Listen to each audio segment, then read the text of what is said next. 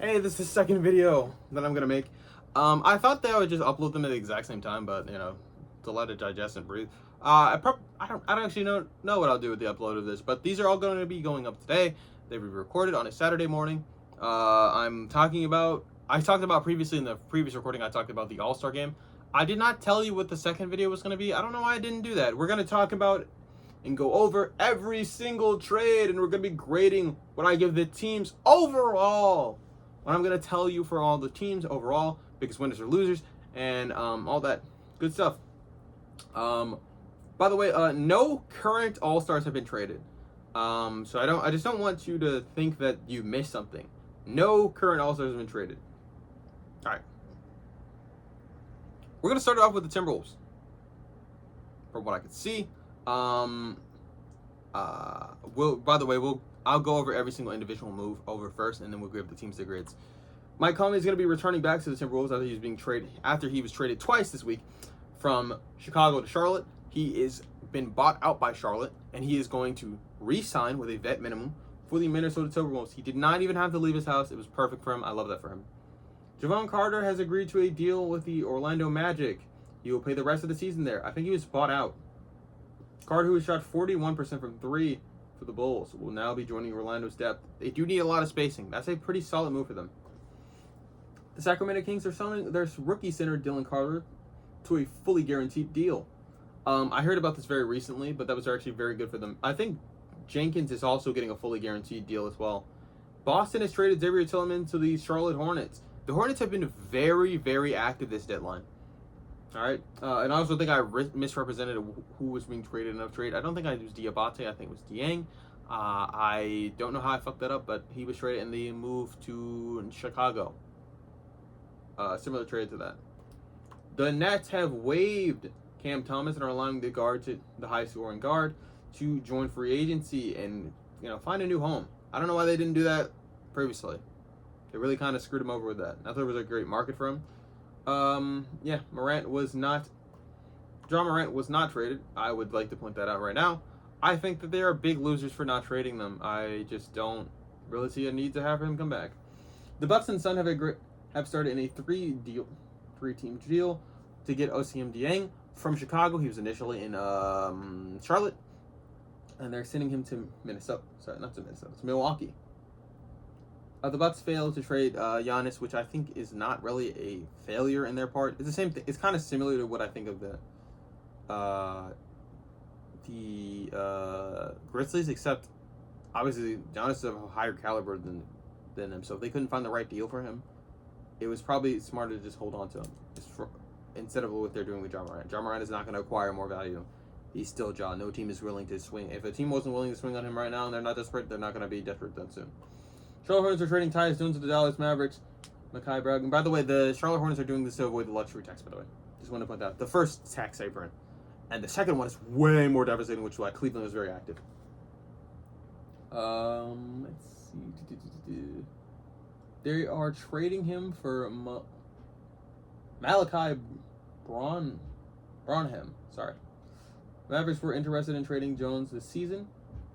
Trading for Jones early in the season, they have finally acquired the ability to get him. Tyus Jones was traded by the Chicago Bulls, by the way, just in case we were unclear. I'm pretty sure that is his point of origin. If the Pacers' first-round pick falls outside of the 1 to 4 range, and instead into 10 to 30 range, it converts into an unprotected pick. It's a 2031 pick. This pick was moved in the Clippers trade featuring Zubac, what I haven't covered yet, but I wanted to cover the day after. But Zubac has been traded to the Indiana Pacers, which is very funny because I'll get into why it's very funny real quick. Let me finish this thought. They traded him with Kobe Brown for Benedict Mathurin and Isaiah Jackson. This is actually a very good move on the Clippers' end because they're getting a lot younger. They added Darius Garland to the roster recently, and they're trying to show you the move that they're making. I understand this, and I'm kind of confused as to why Kawhi Leonard wasn't traded. I know he doesn't have as much value as he used to have, but that's clearly what they're gearing up for. I think this offseason they're gonna trade for Kawhi Leonard. They're gonna trade Kawhi Leonard. That's what I think they're going to do. That's what the roster is suggesting to me. Okay, there's nothing has come out saying that. But if I had to guess, I think that's what they're going to do. By the way, that's why I was telling you about the pick. They also sent an unprotected 2029 first-round pick. That's not going to convey probably as good as people would think, but that is very interesting that they're doing that in the first place at all. That means they really think they're going to be very good in this 3-year window. Okay, now I can tell you why the Zubek thing is funny. Okay, Brook Lopez was a Milwaukee Buck. He went to the LA Clippers, right, in this offseason. He's still on the team right now. Miles Turner was an Indiana Pacer. He went to the Milwaukee Bucks to fill the void that Brook Lopez filled for them, as Brook Lopez did not want to come back. Well, I don't think he didn't want to come back. It's just that Milwaukee was interested in moving on from him, and they got Miles Turner to fill the hole that Brook Lopez left. Brook Lopez went to the LA Clippers. Zubac was the starting center for the Clippers, and they sent him to the Indiana Pacers. So the move has come full triangle. I know you're saying to yourself, why didn't you say full circle? It's a triangle. Indiana's big went to the Clippers, and that's because, well, sorry, let me try this again. Indiana's big went to the Milwaukee Bucks. This forced the Bucks big to go to the Clippers, and because he's there now, the Clippers have sent their big to the Indiana Pacers. I like that. Isn't that cool? Does no one find that niche? I think that's pretty cool information. Why are you booing? What the heck? I thought that was cool. God, jeez. So mean. Okay, the Philadelphia 76ers are trading Aaron Gordon and a 2032. Sorry, I'm so used to saying 20 so often. It's very fun to say. 2032 second round pick swap to the Memphis Grizzlies. This gives the Sixers flexibility to complete a conversion of Dominic Barlow. He's going from a two-way player into a full-time guy. Good for him. The Boston Celtics are trading Josh Minowitz to the Brooklyn Nets. He did not list what for, but he did say that he was being traded. That's something. Denver Nuggets are trading Hunter Tyson. Have you seen Hunter Tyson? Me neither, dog.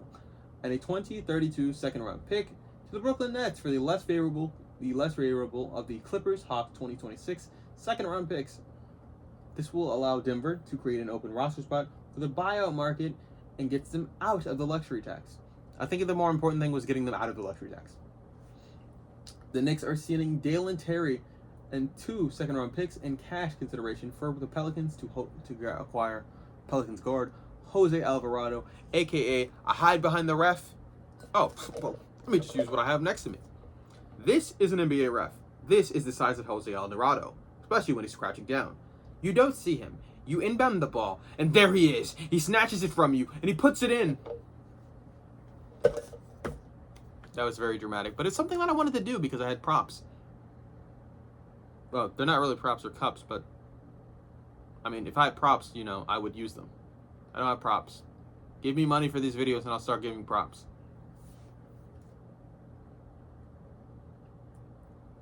The Boston Celtics are trading Chris Boucher to the Utah Jazz. I did not know Chris Boucher was on their team. They certainly act like he's not on their team. So that's something. This one was broken to us by Barbie Marks, and Shams retweeted it. All players in the Phoenix-Milwaukee trades are on expiring contracts. Phoenix is now $2.2 million below the tax and has room to sign a 15th player. Over the weekend, this is more Giannis news that doesn't really fucking matter because Giannis didn't even get traded, and these moves didn't really do anything. The Milwaukee Bucks have agreed to trade Cole Anthony, Amir Coffey, and to the Phoenix Suns for Nick Richards and Nigel Hayes. Davis. Everyone here was on an expiring contract, so it really doesn't matter. Poor Cole Anthony, though, he got kicked out of Milwaukee after being kicked out of Orlando. My brain. Sorry. Foggy. Sometimes it's a little foggy. Cole Anthony is an NBA guard of all time. The Lakers got a sharpshooter and got that terrorist Gabe Vinces out. My brother's words, not him. And they traded him for John Konchar. And all they had to give up was a 2032 second round pick. And honestly, I said this previously in a previous video. This move is certainly a move of all time. It doesn't really change anything for them defensively, but it does give them another shooter. This team does not need shooters. This team does not need shooters if you're going to be playing LeBron James, Austin Reeves, and Luka Doncic all at once. You shouldn't play all three of them at once. LeBron should be coming off the bench at this point in his career. He is old. I'm not saying his value isn't good, but you should. I'm not saying that LeBron is incapable of starting at this point. I'm saying that Austin Reeves, frankly, Austin Reeves should be getting more minutes because even if you don't like him, he is a very valuable asset, and that would allow them to build him up if they were ever planning to move him. And obviously, they're moving on from LeBron James very shortly this season. Okay, cool.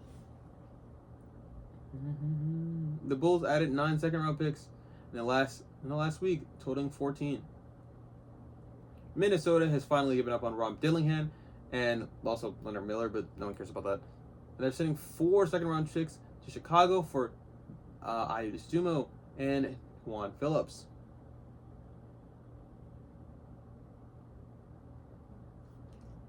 Okay, here's one that you guys actually might care about. Jonathan, I know you're saying to yourself, Jesus Christ, bro, 11 minutes in and this is the first one. Yeah, shut up. I mentioned other guys. Porzingis is being... Oh, I didn't even know Buddy Hield was traded. I heard about it, but I didn't really even know about it. Porzingis is being moved to the Golden State Warriors. The Golden State Warriors have been trying to get Porzingis on the roster since the offseason. They were not able to make it happen. Kuminga has been asking to be traded for 3 years at this point now. I think it's 3 years. He's finally getting his wishes to be on another team. Quinn Snyder is definitely going to play and utilize him very well. I'm not really sure how Quinn Snyder is going to utilize Buddy Hield. I don't even remember. I didn't talk about Buddy Hield being moved, but that's something. Honestly, that's great for the. It's good for the Warriors if Kristaps plays. If he plays, this fits into their roster very well. It addresses a very big need that they've had over the entirety of their dynasty, to be quite honest, to have a big that can shoot. It was the only position that they had that didn't shoot in the dynasty era. And this helps a lot because not only is he a really good defender, but yeah, that just helps them space well. It addresses a lot of issues that this team had. And then Kuminga he didn't want to be there. I'm so happy for him to be anywhere else, dog. Hope he likes Atlanta. Okay, Yabusele being traded to Chicago Bulls for Dalen Terry. I told you Dalen Terry was also moved in a later deal, so keep that in mind. The Raptors have acquired need some size, so they went to the Golden State Warriors and they said, "Hey, dude, we'll give you let's see, we'll give you second round pick in 2026 from the Lakers. We'll give you that, and you give us Trace Jackson Davis." And the Warriors went, "Yeah, sure, why not?" Because the Warriors didn't need another big on the roster that helped them space the floor a little bit and somebody just to be like taking up space. They didn't need that. You said that's exactly what they needed. Well, Porzingis is a better rim protector, so it's good, right? Do we understand how I feel about Golden State trades? Yeah, anyway. Okay, Bobby Marks did this one. By the way, if I don't say Bobby Marks specifically did this, just know that it was Shams breaking the news. Bobby Marks is clarifying something, so let me read this first. Sources say the Hornets received 2 second-round picks from the Orlando Magic in this deal, lifting them to 11 first-rounders over 14 years. I already talked about whether it's not as impressive as it seems because it's a ratio that's under 2, which is not that impressive. It's cool, but it's just not that. It's second-round picks, 1 and 2. I don't care. I don't care what you do with the second-round pick. Those are Bronny James picks. The teams have been throwing these around a lot. Like there's a lot of talent in the second round. Where is this talent that they're pretending exists in the second round? What does this do for you guys? I don't know.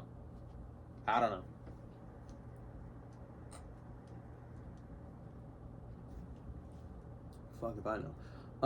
The Charlotte will receive the least favorable between the Boston or Orlando 28 second round pick. Oh, that's a 27 second round pick. My fault. And they're getting a 28.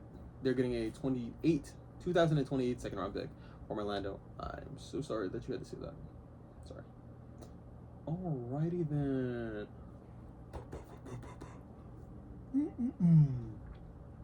The Atlanta Hawks are equating Jock Landale. This is actually really important, and I want to talk about this right now. Jock Landale played against his former team, the Utah Jazz, not last night, but the night prior. I want you to know this, and I'm not the first person to talk about this. He was initially traded to Memphis. He gets to Memphis. He buys a car in Memphis, I'm assuming, because there's no way his own car personally could have gotten him there previously. This is while he's on the plane, he gets a call from Memphis. We're rerouting you to Atlanta. Atlanta is playing their next game against his former team that traded him, the Utah Jazz. That night, this insane human being says, "Oh, I'm not waiting till next year to get my shit off. I might have cooled down and tensions might not be as high." He becomes the lead scorer of that night with 26, with a double-double, mind you, 26 and 11 with 5 assists. 5 assists. Jock Landale does this. They win the game by 2 points off a Nickeil Alexander shot. A game-winning shot. But Jock Landale led all scorers that game. All of them. And Jalen Johnson had a triple-double that game to beat the Utah Jazz by 2 points. Jock Landale drove 5 consecutive hours from Memphis, Tennessee to get to Atlanta, Georgia to play his former team. This is the level of pettiness and hatred that I, as an NBA fan, I as a person, respect you, Jock Landale. You are currently one of my favorite players now. I will be looking for how your career develops in Atlanta. I cannot wait to watch it because this is the level of insane dedication to the hatred that I need people to have for other things in real life. But never mind that. That was sick. I loved that. It was so cool. Anyway, the Jazz have been offloading. By the way, the Jazz offloaded a lot of guys.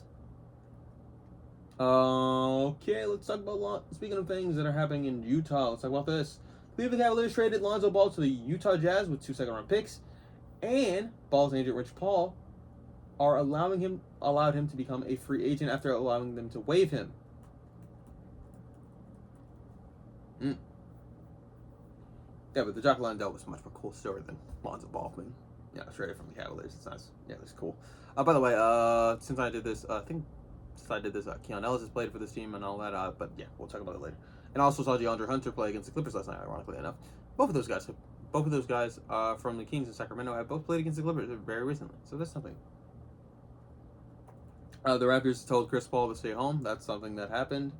God, Chris Paul, I'm so sorry. You can't even play in your farewell tour year. This is disgusting. I hate the NBA for this.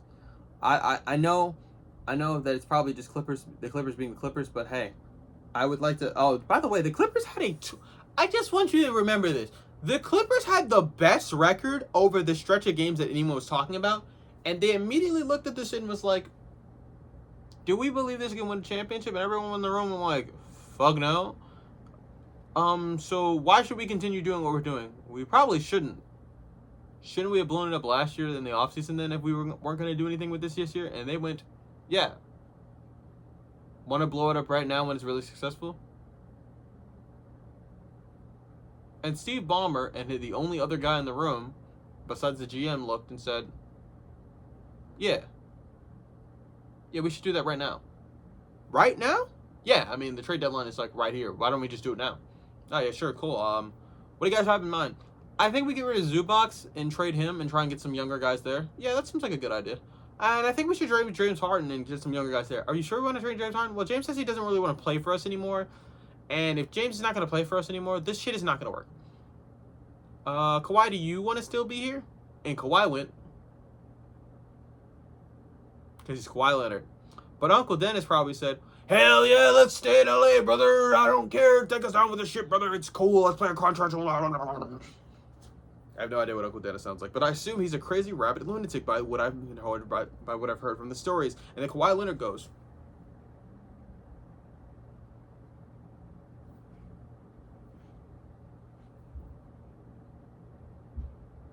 Anyway, yeah, but that's what happened there. Okay, OG Obachi, by the way, they did all of this to clear up some cap space. Teams are very, very aware of the second tax paper, and they're also still aware of the luxury tax, and that's a lot of the stuff that's had a lot of these moves to be made.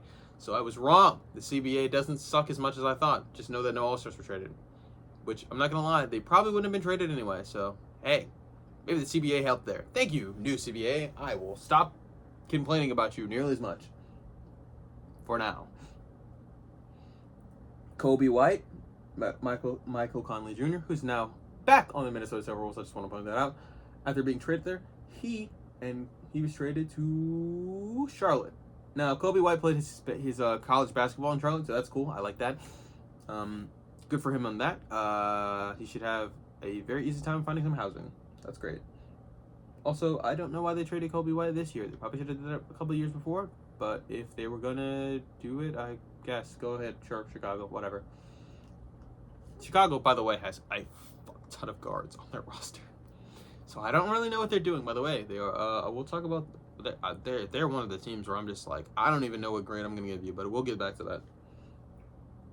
They traded to Charlotte. That's something. Hornets acquired Dieng and a second rounder from Oklahoma City. Dieng, I was confusing him for someone else. I don't know how. But, yeah, the Thunder got Mason Plumlee, which I'm pretty sure he's already played for this team before. I don't really know what having Mason Plumlee on this team does, besides give them another big that's very cheap, that they can just kind of throw at Nikola Jokic. Not really sure what else this does for them. At all, honestly. That's just talking about how Jackson Hayes got suspended for pushing the Wizards mascot. Okay, gee whiz, I have no idea why he did that. Jared McCain was traded to the Oklahoma City Thunder in a way for the Philadelphia 76ers to re-sign Quentin Grimes, who just had a crazy poster. That was nuts. He's very important to this team, and Jared McCain is not as important as he used to be, especially considering that they went ahead and drafted VJ Edgecombe, who's a candidate for Rookie of the Year, even though I think Jared and him are not that far apart in talent. I think with what Nick Nurse wants, they're getting more athletic guards. I think that's what they particularly care about, athletic, speedy guards. I think he fits into that better. And I also think that, well, frankly, they need all the playmaking they can get outside of just Shea in OKC, and this is a good way to get some of that.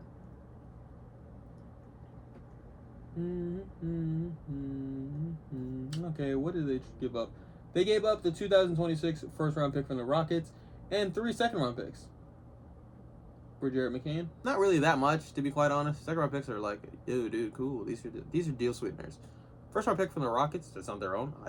Hey, dude, I don't care. I think the Rockets pick was less valuable than their pick, but if they had to make it happen to get Jared McCain, that's fine. Because let's be real, they could even draft. Because let's be real, draft picks, even though they are important, are the mystery box, low-key, unless you're a really good GM. Oh, wait, Lois. The mystery box could be anything. It could even be a boat. I just wanted to, by the way, Peter's a fucking moron. I know he's dumb, but like, Peter, you're a fucking idiot. I know you're a cartoon character, you can't hear me. You're an idiot. Seth, why do you make him this dumb? It's funny. That's why. Let's talk about the stunning move that the Wizards made. They went and acquired.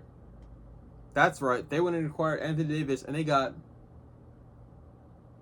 God, I hate reading this stuff so hard. It's so cool.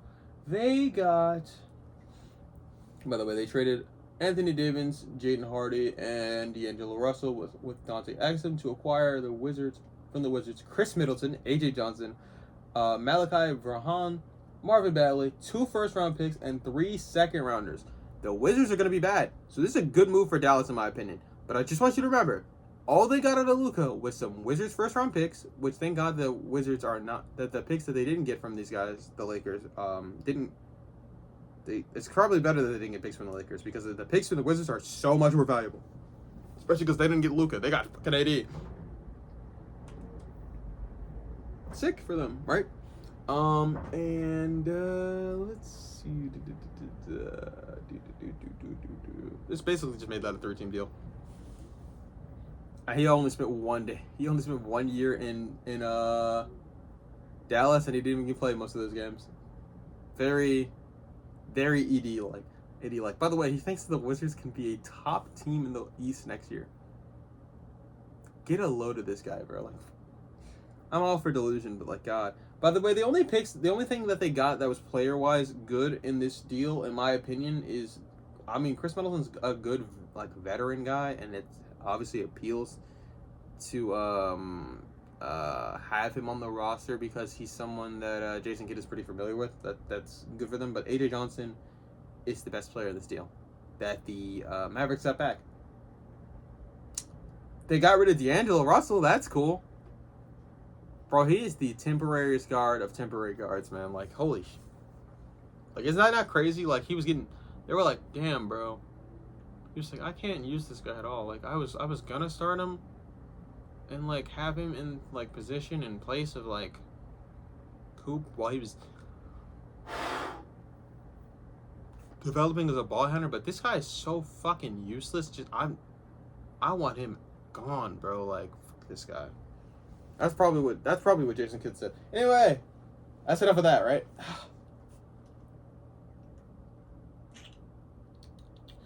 Yes, I can finally get back to this. Former All-Star James Harden was traded to the Cleveland Cavaliers. I know you're saying to yourself, God, Frisco, it's been like 25 minutes. How slow can you read this? I have to talk about the deals. It's hard, bro. They got James Harden for Darius Garland and a second-round pick, like, straight up. That was... It's confusing for both teams. I've already said what I wanted to say about this deal previously. Obviously, James Harden is on a different timeline than this. So the Cavs are in win-now mode. They are even doubling and tripling down on win-now mode than they were before. Don't know how this is going to help them in the playoffs. James Harden is not the world's greatest playoff performer. They have Donovan Mitchell next to him. Obviously, Darius Garland has not been playing in playoff games because he's been fucking injured. So I don't know why the Clippers did this. I was like, if the Clippers are doing this, they better go all in on being young. So the initial grade that I would have given the Clippers has changed. It has changed. My opinion on this deal for the Clippers has become more positive as the games go on. And my opinion for the Cleveland Cavaliers is the same as it was. From a basketball perspective, I like this move. All right. God. There's so many more. Okay, let's talk about the Boston Celtics and the fact that they traded Anthony Simons and a second-round pick for a second-round pick and Nikola Vucevic. So basically, it was straight up. And I was thinking, what about the second round? No one cares. I don't even know what second-round pick it was. It's not clarifying either. Whatever. All right, the Utah Jazz had traded for Jaren Jackson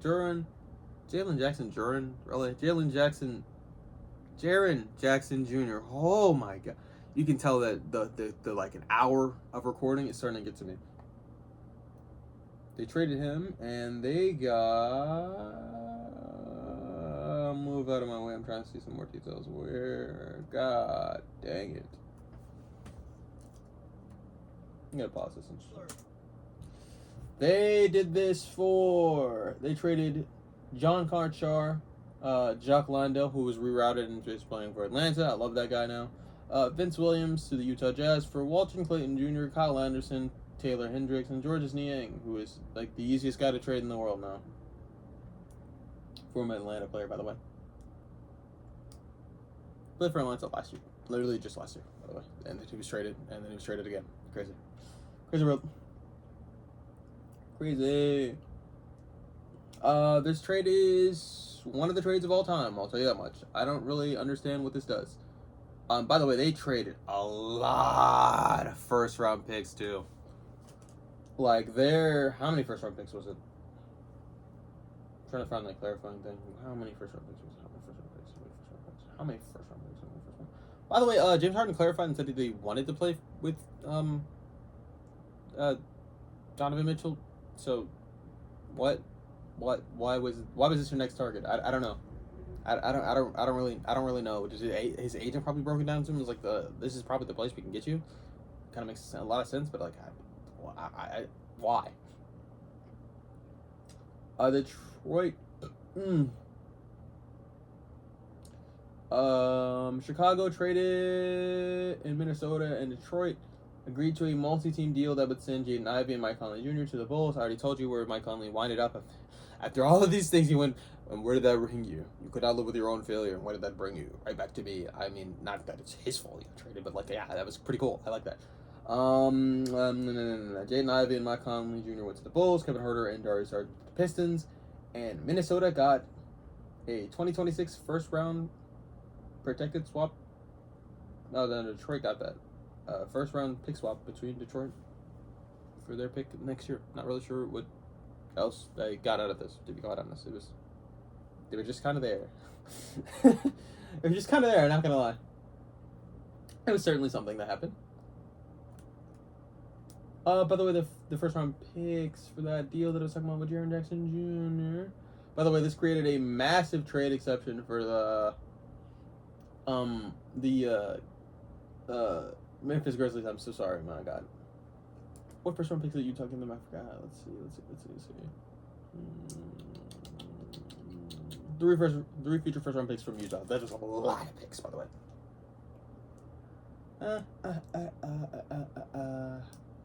Let's talk about how that was happening.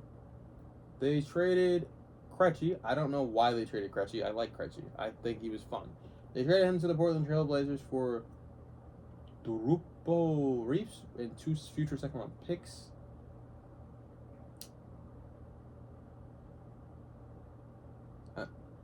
He's a very good 3-point shooter. That's just what you should know. He's shooting 42.3% from 3, which makes him a top 20 shooter in the league by percentage. This is finally the last trade we can talk about in the video because I'm not. I mean, we can talk about it too, but like, who cares? Not Herder. That's Hunter. Sorry, Hunter was traded for Dennis Schroeder and Keon Ellis. That was sick. They played for us. I liked them, and I like that the production of him has been split up against 2 people. That makes him more consistent and more available. God. They obviously did this to create more backcourt depth. And they also did this to get out of the fucking luxury tax. And they needed to save money. It helps a lot. The Kings have converted another guy from a 2-way contract to a standard deal. That was pretty good for them. Okay. This is talking about how Javante Carter, who was a very good 3-point shooter, had been waived by the Chicago Bulls. Okay, it's finally over. We got to the Paul George suspension. Those were all of the trades that happened last week, and I know you're thinking to yourself, "Oh my God, you just covered everything. How do you still have any breath? What are you gonna say in the final minutes of this video?" Okay. It's time to go over the rankings for every team. Chicago, C. What the fuck are you doing? I have no idea what you're doing. Why are there so many guards in this team? Why? There's so many guards. It's actually ridiculous. Oklahoma City Thunder. I'm going to give you a B. Getting Jarrett McCain for very little assets of your own is freaking great. And it helps. And you clearly needed it. I think that this shows me that you have a lack of confidence in AJ Mitchell going to the future, though. I think AJ had a very good start to the year, but as his role changed, his production was not as good. I think Jarrett McCain should be able to do something with that. For the Sixers, you really didn't do anything, so I don't feel like I should give you that harsh of a grade. And the things you did do here did clear up money for Quentin Grimes, which retaining him was actually very good, and also considering the deal that he's on, I like that. I really do. So I'm just going to give you a B. I'm going to give you just a B. For the Cleveland Cavaliers, A for getting out of the second tax apron, because that shit was awful. The way you were able to finagle your way out of that is great. I love that for you. And B, more importantly, the moves you made to make Dennis Schroeder on the team is really positive, and it helps the team out in a very massive way. It makes the guard rotation a little bit deeper than it than was prior. A big reason why the guard rotation last year was very successful is because of the amount of depth that we had and the amount of availability we had. This gives us more availability and gives us more depth, and I like that. I'm not really sure what the timeline of this team does change, but this screams to me that they're in win now mode, and I would rather them be in win now mode than picking between two eras. This allows me and probably Donovan Mitchell as well to feel more secure, knowing that this team is willing to do a lot of things to get anything done on this roster. That is a good sign. We'll talk about Atlanta really quickly. Atlanta, forgetting Jock and having him give you production immediately and getting Kristaps Porzingis off the team and actually getting something value out of it, getting more three-point shooters on the team, even though you had to give up a couple of them. I think that's just a solid deal. I think you've done a pretty good job. I want to give you I give you a B+. I can't give you an A, but if I were to give you one, it would be an A-. I like the moves that you made. I think you get some more wing depth on the team. The team gets a little bit more athletic. I really don't like losing out on your very, very elite shooter. I'm sure someone will sign him, so that's fine. But it's just it's fine. Utah, you were able to get Jaren Jackson Jr. and you got rid of some first round picks. 3 first-round picks for Jaren Jr. is a lot. I will admit on that, but you did get a lot of solid other players alongside of him, and you only really had to give up on guys that you were either not really using or clearly weren't in your future. And I like how this works with this is going to be very interesting to see, but I like how this in theory will bolster the roster and how it will feel around Lauri Markkanen. This screams that you guys are trying to make a playoff push in the near future, probably in the next 2 years. I think this is a better direction than just tanking. I like the work that Danny Ainge, by the way, Danny Ainge is the guy who did this, Danny Ainge is doing. Danny Ainge used to be a very big hoarder of first-round picks, and he was doing something very similar in Utah. So I just thought he was going to tank this team until it became necessary to be really, really good out of nowhere, and I'm very interested. I thought it was weird that he didn't trade Lauri Markkanen previously, but this kind of redeems that for me, because he had a very tradable contract and they didn't do that, trade him at that time. But I like that. I think this is a very solid deal. For Memphis, fucking, oh my god, D for Memphis. Jaren Jackson Jr. for 3 first-round picks. That's good. All of that is great. You were unable to move off of Ja, so he's losing even more value right now as we speak. And you trading Jaren Jackson Jr. says you're even more desperate to get out of this era. You are big losers, especially considering that you failed to develop Dillon Brooks, who's having a great year in the Phoenix Suns. And I know you're thinking to yourself, he wasn't even this good in Houston. Well, he even played better in Houston than he did for you guys previously. So you lost out on a talent even more. Desmond Bane, who you got in what's the name, and you traded him out for KCP and a lot of first-round picks. Now, this does scream a direction for you guys, so honestly, I think a T might be a little bit too harsh, so I'm going to walk that back. I think it's a B move. But the problem with me giving you a B is that it doesn't really tell you how badly you need to get this motherfucker Ja Morant off the goddamn roster. Now. The fact you weren't able to get a deal for him to get anything at all screams that it's really going to be hard to move him. So you might be just stuck with the grenade when you should have thrown it.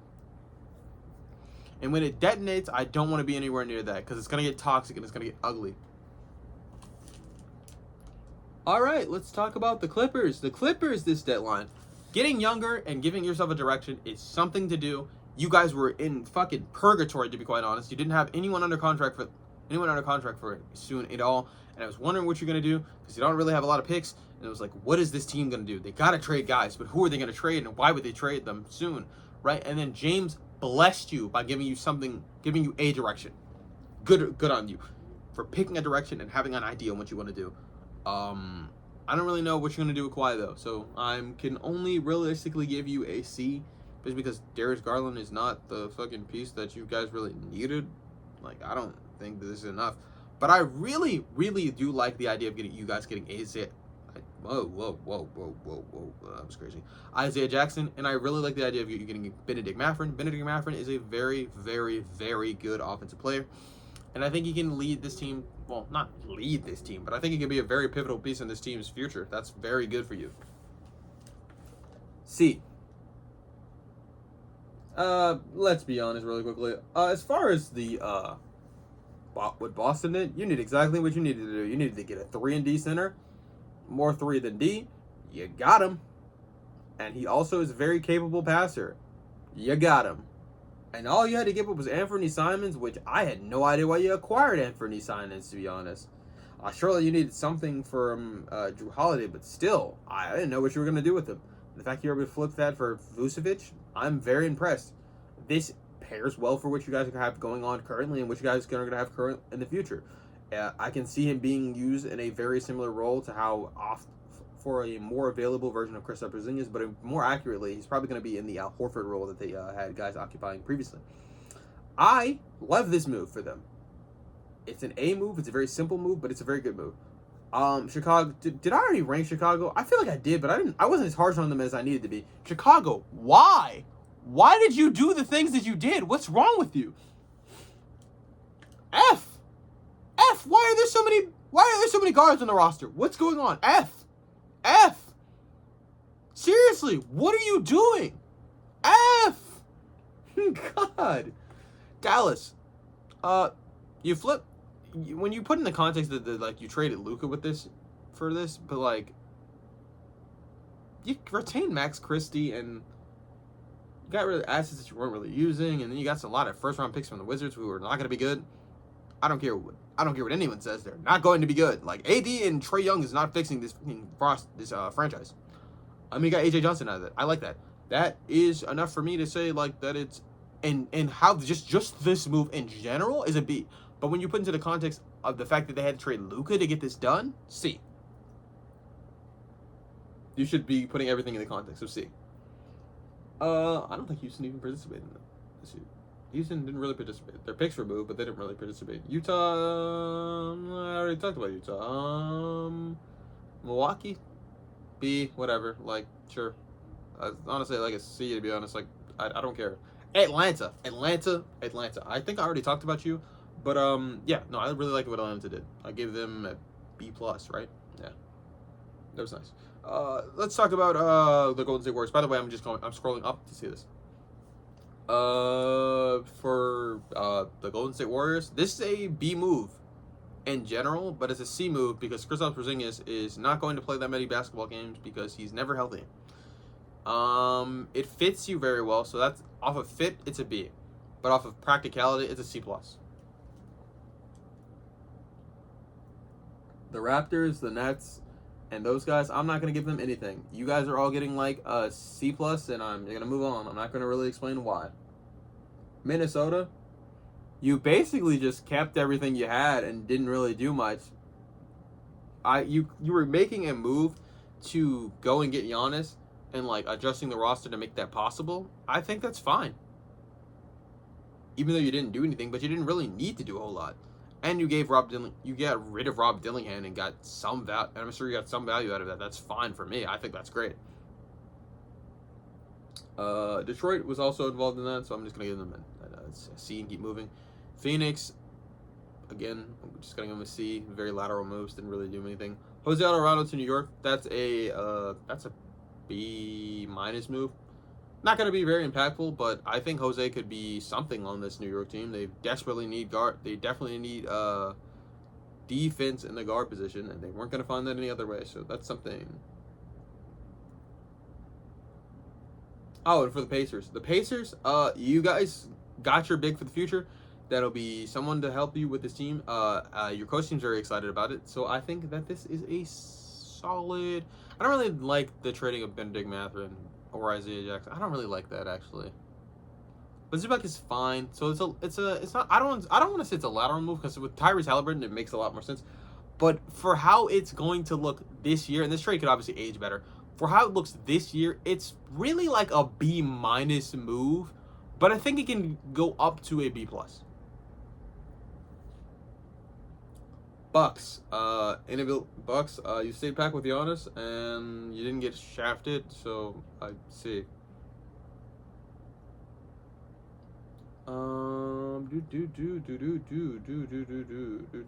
Javante Carter. Oh, Orlando. Let's talk about Orlando and what you guys did. Orlando, congratulations.